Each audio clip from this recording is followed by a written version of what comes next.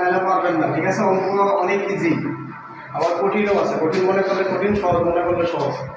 দেশে একটা পাওয়ার স্টেশনের সর্বোচ্চ চাহিদা দিচ্ছে 15 মেগাওয়াট, বার্ষিক load factor 50%, plant capacity factor হচ্ছে 40%। তাহলে রিজার্ভ ক্যাপাসিটি নির্ণয় করো, ঠিক আছে? তাহলে রিজার্ভ ক্যাপাসিটির আগে ফর্মুলা জানতে হবে। রিজার্ভ ক্যাপাসিটির ফর্মুলা হচ্ছে আরপিআর। কোচিং এর নাম মনে রাখবেন, আরপিএম। ঠিক আছে, রিজার্ভ ক্যাপাসিটি হচ্ছে আরপিএম, মানে মনে করেন যে এটা গতিবেগ মোটরের, বা মোটরের গতিবেগ, মোটরের গতিবেগের কি আরপিএম না? তার মানে আরপিএম মিনিং হচ্ছে কি রিজার্ভ ক্যাপাসিটি। রিজার্ভ, ঠিক আছে, reserve capacity equal to P তে হচ্ছে প্ল্যান্ট ক্যাপাসিটি, ঠিক আছে? Plant capacity, plant capacity minus হচ্ছে ম্যাক্সিমাম ডিমান্ড। এই সূত্রটা খুব ইম্পর্টেন্ট, ঠিক আছে? তাহলে রিজার্ভ ক্যাপাসিটি ইকুয়াল টু কি plant capacity minus maximum demand. এখন একটা কোশ্চেন দেখেন, এখান থেকে এমসিকিউ একটা কোশ্চেন আছে। তাহলে আপনারা বলতে পারবেন রিজার্ভ ক্যাপাসিটি এবং প্ল্যান্ট ক্যাপাসিটি, ঠিক আছে, কখন সমান হবে? প্ল্যান্ট ক্যাপাসিটি এবং ম্যাক্সিমাম ডিমান্ড কখন সমান হবে? দুটো জব, ঠিক আছে, মানে রিজার্ভ ক্যাপাসিটি যদি শূন্য হয়, ঠিক আছে, রিজার্ভ ক্যাপাসিটি যখন শূন্য হয় তখন প্ল্যান্ট ক্যাপাসিটি এবং ম্যাক্সিমাম ডিমান্ড সমান হয়, ঠিক আছে? এটা মাথায় রাখবেন, এটা একটা কোশ্চেন। আর একটা হচ্ছে এই প্ল্যান্ট ক্যাপাসিটিকে অনেক সময় আমরা ইনস্টল ক্যাপাসিটি বলি, ইনস্টল, ঠিক আছে? ইনস্টল ক্যাপাসিটি হচ্ছে কি প্ল্যান্ট ক্যাপাসিটি।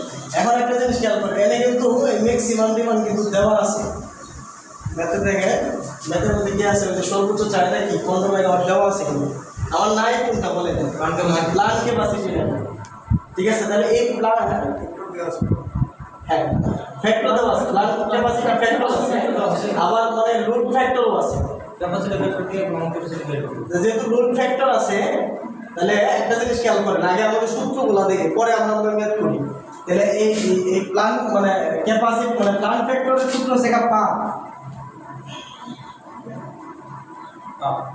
আর মানে রুট ফ্যাক্টরের সূত্র কি লাভ, কি বলেন? জি। তাহলে যেহেতু পাপ দ্বারা আমরা বুঝাইতেছি কি প্ল্যান্ট মানে plant factor, plant capacity factor, বা এটার নাম হচ্ছে প্ল্যান্ট ফ্যাক্টর হইতে পারে, প্ল্যান্ট ফ্যাক্টর বা প্ল্যান্ট ক্যাপাসিটি ফ্যাক্টর। এটা প্ল্যান্ট ক্যাপাসিটি ফ্যাক্টর। তাহলে plant capacity factor equal two আমরা কি লিখতে পারি? এভারেজ লোড, ঠিক আছে? এভারেজ লোড ডিভাইডেড বাই কি ম্যাক্সিমাম ডিমান্ড, ম্যাক্সিমাম ডিমান্ড, ঠিক আছে? এটা হচ্ছে পাপ, মানে পাপ মানে plant capacity factor equal two কি পাপ, বুঝলেন? পাপ equal to plant capacity factor equal to average load divided by maximum demand. এখন একটা জিনিস খেয়াল করেন, আমরা যদি এই এভারেজ লোড না লিখে ইউনিট জেনারেটেড নিয়ে যাবো, নিতে পারি না?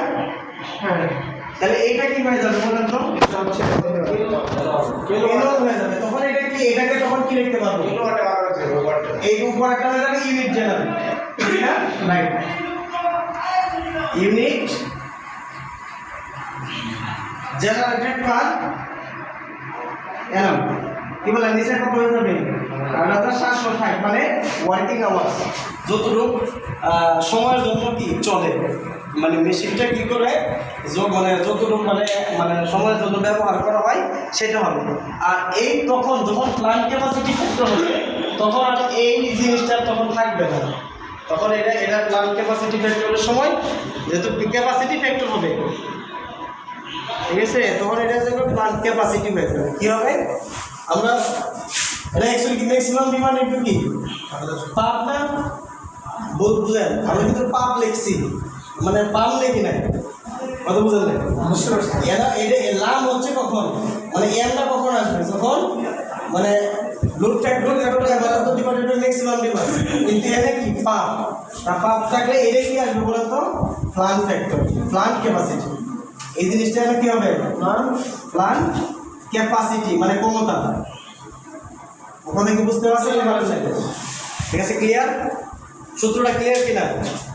যেহেতু মানে প্লান্ট ফ্যাক্ট মানে প্লান্ট ক্যাপাসিটি ফ্যাক্টর, এটাকে যদি ফর্মুলা মনে রাখতে চাই তাহলে কি লিখবো? পাপ। ঠিক আছে, তাহলে পাপ কেমন? ইউনিট মানে অ্যাভারেজ লোড ডিভাইডেড বাই মানে plant capacity, average load divided by কি? Plant capacity, main formula.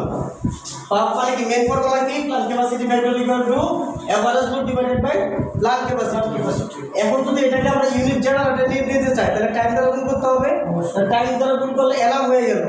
ঠিক আছে, নিচে কত হয়ে যাবে? 8760। এই জিনিসটা কিন্তু আমরা আগে শিখে আসছি যে এইটা কিভাবে, উপরেরটা কিভাবে ইউনিট জেনারেট হবে। কথা কি ক্লিয়ার কিনা? মনে থাকবে? অ্যাকচুয়ালি কিন্তু ওইটাই কিন্তু একটা ফর্মুলা পাপ মানে plant capacity factor equal to average load divided by maximum demand. Okay, এখন যদি লাম ব্যবহার করি তাহলে সেটা কি হয়ে যাবে? Load factor. এখন একটা জিনিস খেয়াল করেন যে যেহেতু ক্যাপাসিটি এটা দেওয়া আছে, ইউনিট জেনারেটেড পারে না, এটা কি দেওয়া আছে? কোথাও কি আছে বইয়ের মধ্যে? মানে কোয়েশ্চন আছে? নাই।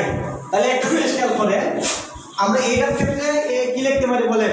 N1 যদি লিখি তাহলে N1 লোড ফ্যাক্টর, ঠিক আছে, N1 load factor equal two কি লিখতে পারি বলেন? ইউনিট জেনারেটেড পার এনাম কি বলেন? ডিভাইডেড বাই কত লিখতে পারি? ম্যাক্সিমাম ডিমান্ড ইনটু 8760 কি বলেন? এখন একটা জিনিস খেয়াল করেন, ম্যাক্সিমাম ডিমান্ড তো দেওয়া আছে, পয়সাটা মনে রাখেন, ম্যাক্সিমাম ডিমান্ড দেওয়া আছে, এনওয়াল লোড ফ্যাক্টরে দেওয়া আছে, তাহলে ইউনিট জেনারেটেড পার এনাম বের হয়ে যাবে না? দেখেন, তাহলে এটা বের হইল, বুঝেন? এটা বের হইল, এটা যদি বের হয়ে যায় তাহলে এই ইউনিট জেনারেটেড পার এনাম বসাই দিলাম, কি বলেন? বসাই দিলাম, এটাও আছে, শুধু প্লান্ট ক্যাপাসিটি কত বুঝছেন না বুঝেন? বুঝছি। আচ্ছা, এখানে আমাদের বার্ষিক আছে কিন্তু আমরা ইউনিট জেনারেট করতেছি, বার্ষিক লেখা আছে, বার্ষিক লোড ফ্যাক্টর আছে কিন্তু আমরা ওই নামিকে নেব, নামিকে তো আমাদের ইউনিট জেনারেটর মানে বের করতে দেন, তারপরে হ্যাঁ, এখন যদি কেউ যদি চায় আমি এটা এইভাবে করবো না, আমি একটু অন্যভাবে করার চেষ্টা করবো, সেটা হচ্ছে আমি আবার এই সরাসরি পাপ লেয়ার করবো, লাম লেয়ার করবো, তারও কিন্তু হবে। কারণ এটাও থাকবে কি, উপরে থাকবে কি অ্যাভারেজ করবো, এটাও থাকবে কি অ্যাভারেজ। আমার এই যে 8760 এটা নেওয়ার প্রয়োজনীয় মনে করি, তাহলে আমরা ইচ্ছা করলে দুইভাবেই করতে পারি। আমি ওই বার্ষিকটা আমরা নিলাম না, আমার কথা কি বুঝতে পারছেন? আমরা এক বছরটা আমরা কি করলাম না, নিলামই না। আমরা মানে এখন এখান থেকে তো করতে পারবেন, এই সিস্টেমটা থেকে করতে পারবেন কিনা? আচ্ছা, এখন আমরা এইটার থেকে না করে আমরা দেখি নাম থেকে করার চেষ্টা করি। তাহলে আমি এটা মুছে দিলাম এখানে, চলো এটা দিলাম।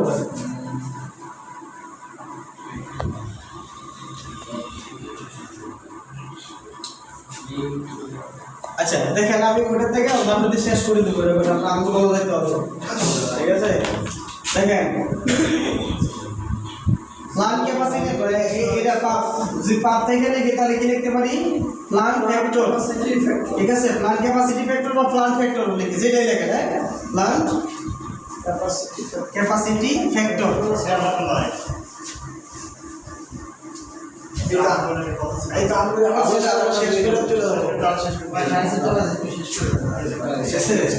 প্লান্ট ক্যাপাসিটি ফ্যাক্টর, তাহলে প্লান্ট ক্যাপাসিটি ফ্যাক্টর কি? Average load, average load divided by second plant factor, কি বলেন? প্লান্ট ক্যাপাসিটি, প্লান্ট ক্যাপাসিটি, ঠিক আছে? তাহলে plant capacity factor equal to average load divided by plant capacity. Okay, তাহলে একটা জিনিস খেয়াল করেন, তারপর লোড ফ্যাক্টর ইকুয়াল টু আমরা কি লিখতে পারছি? লোড ফ্যাক্টর ইকুয়াল টু কি লেখা যায়? অ্যাভারেজ লোড বা ম্যাক্সিমাম ডিমান্ড, ঠিক আছে? অ্যাভারেজ লোড ডিভাইডেড বাই কি? ম্যাক্সিমাম ডিমান্ড, কি বলেন? এখন দেখেন এটা দেওয়া আছে, মানে এখন দেখেন এভারেজ মানে এই লোড ফ্যাক্টর আছে, ম্যাক্সিমাম ডিমান্ড আছে, এভারেজ লোড বের হয়ে যাবে, তাহলে এভারেজ লোড এনে বসাই দিব, এই যে ট্রান্সফার দেওয়া আছে এটা চলে আসবে। কথা কি বোঝা গেছে? এখন যদি আমি মনে করেন এটাকে যদি আমরা এইভাবে সংজ্ঞায়িত করি, এল এ ইকুয়াল টু এ এল, খেয়াল করেন, আর ডিভাইডেড বাই কত? ম্যাক্সিমাম ডিমান্ড, তাহলে সুতরাং এল ইজ ইকুয়াল টু আমরা কত লিখতে পারি? Load factor into maximum demand কি বলেন load factor into maximum demand আচ্ছা আবার এটাকে করলাম এটা ধরেন সমীকরণ নাম্বার 1 আবার এটাকে যদি করি লামের যদি প্লান্টের যদি করি তাহলে কি প্লান্ট ক্যাপাসিটি ফ্যাক্টর এটা লিখলাম PF equal to AL into PC ঠিক আছে তাহলে সুতরাং এএল ইকুয়াল টু কত লেখা যাবে প্লান্ট ফ্যাক্টর ইনটু কত প্লান্ট ক্যাপাসিটি ফ্যাক্টর কি বলেন প্লান্ট ক্যাপাসিটি তাহলে দেখেন এটাও এএল এটাও কি এএল তাহলে দুটো সমান না তাহলে কি লেখা যায় বলেন পিএফ তাহলে PF into PC is equal PF into কত পিসি ইকুয়াল টু কত লেখা যায় এলএফ এমডি ইনটু কত এমডি তাহলে আমাদের কি প্লান্ট ক্যাপাসিটি তাহলে সুতরাং মানে পিসি লেখা দিই পিসি ইকুয়াল টু দিলে কি লেখা যায় LF divided by PF into কত বলেন এমডি না এমডি আচ্ছা তাহলে দেখেন এখানে আমরা যদি এর মানটা বসাই দিই তাহলে কি লেখা যাইতেছে LF divided by PF into কত এমডি মাইনাস কি এটাও কি এমডি না তাহলে সুতরাং LF divided by PF minus কত 1 ইনটু কত এমডি এটাই হচ্ছে কি রিজার্ভ ক্যাপাসিটি রিজার্ভ ক্যাপাসিটি তাহলে এখন দেখেন এটা মানগুলো শুধু বসায় দিবেন রুট ফ্যাক্টর কত দেওয়া আছে রুট ফ্যাক্টর আছে কত 0.50 আর 0.40 মাইনাস কত 1 আর ম্যাক্সিমাম ডিমান্ড কত আছে ম্যাক্সিমাম দেখছেন আপনি যদি এই সূত্র মুখস্থ রাখতে পারেন তাহলে হয়ে যাবে তাহলে কত আসছে এটার आंसरটা আসবে 3.75 না 3.75 এটা মেগাওয়াট হবে অবশ্যই